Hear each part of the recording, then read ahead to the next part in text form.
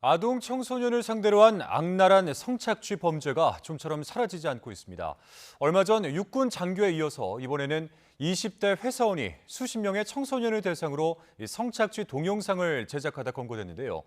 피해자 가운데 초등학생 한 명은 너무나 안타까운 선택을 하고야 말았습니다. 지환 기자가 단독 보도합니다. 멀쩡한 20대 회사원이었습니다. 27살 고모 씨. 고 씨가 범죄 대상으로 삼은 건 어린 학생들이었습니다. 채팅 앱과 SNS 등을 통해 청소년들을 꿰었습니다. 돈을 주며 음란 영상과 사진을 요구했고 받은 뒤엔 더 노골적으로 변했습니다.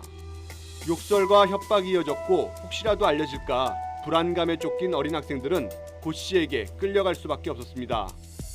고 씨가 제작한 2,000개가 넘는 사진과 동영상 압수물을 분석했는데 피해자는 전원 미성년자 무려 73명에 달합니다. 피해 조사도 쉽지 않았습니다.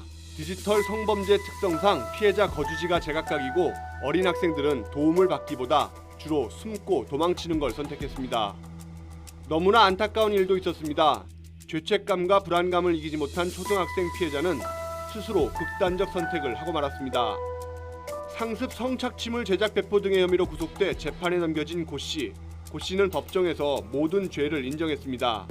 그리고 피해자에게 미안하다며 반성문 여러 통을 재판부에 전달했습니다. 엄벌을 요구하는 시민단체 탄원서도 제출됐습니다. 검찰 구형은 징역 20년, 하지만 재판부는 5년을 줄여 징역 15년을 선고했습니다.